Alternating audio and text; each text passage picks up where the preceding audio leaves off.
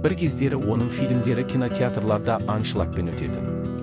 Әзілдері ел аузында жүрді, ал әр жаңа жобасын мыңдаған адам күтетін. Бірақ соңғы жылдары Нұртас Адамбай бұрынғыдай кино түсірмейді, теледидардан да сирек көрінеді. Көпшілік оған не болды, неге жоғалып кетті, қазір қайда жүр деген сұрақтарды жиі қояды. Бұл видеода біз Нұртас Адамбайдың шығармашылық жолын, кейінгі өзгерістерін және бүгінгі өмірін бірге қарастырамыз. Нұртас Адамбайды қазақстандық көрермен алғаш әзіл жанрындағы жобалар арқылы жақсы таныды. Оның ерекше юморы мен қарапайым сөйлеу мәнері көпшіліктің көңілінен шықты.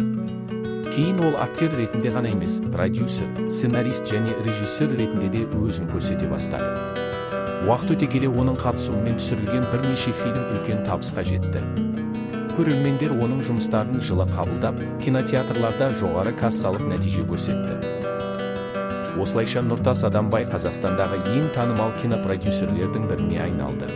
Алайда уақыт өте келе көрермендер бір өзгерісті байқай бастады.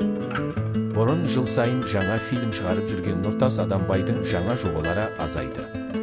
Әлеуметтік желідегі парақшаларында да шығармашылықтан гөрі жеке көзқарастары мен күнделікті өміріне қатысты жазбалар жиі жариялана бастады. Осы кезде интернетте түрлі болжамдар тарады. Бірі оны кино саласынан толық кетті десе, енді бірі басқа бағытқа бет бұрды деп ойлады. Бірақ ашық деректерге қарағанда оның шығармашылықтан бір жола кеткені туралы ресми мәлімдеме болған жоқ. Керісінше, ол әртүрлі қоғамдық тақырыптар бойынша пікір білдіріп, әлеуметтік желілерде белсенді болып қала берді. Соңғы жылдары Нұртас Адамбайдың өмірінде өзгерістер болғаны байқалады.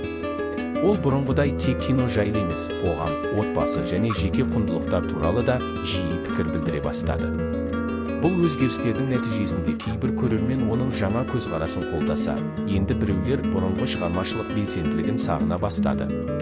Дегенмен оның бұрын түсірген фильмдері әлі күнге дейін көрермен тарапынан қызығушылыққа ие. Сонымен Нұртас Адамбай шынымен киноны тастап кетті ме? Ашық ақпаратқа сүйенсек, мұндай қорытынды жасауға негіз жоқ. Оның кейінгі жылдары бұрынғыдай жиі фильм шығармағаны рас. Бірақ бұл оның шығармашылықпен мүлдем айналыспайды дегенді білдірмейді. Кейбір шығармашылық адамдар белгілі бір кезеңде үзіліс жасап, жаңа идеялар жинауға немесе өмірінің басқа салаларына көңіл бөледі. Нұртас Адамбайдың жағдайында да нақты себеп туралы тек өзінің сөзі ғана шешуші дәлел бола алады. Ал сіз қалай ойлайсыз? Нұртас Адамбай тағы да үлкен киноға орала ма, әлде оның өмірінде жаңа кезең басталды ма? Пікіріңізді төменде жазыңыз.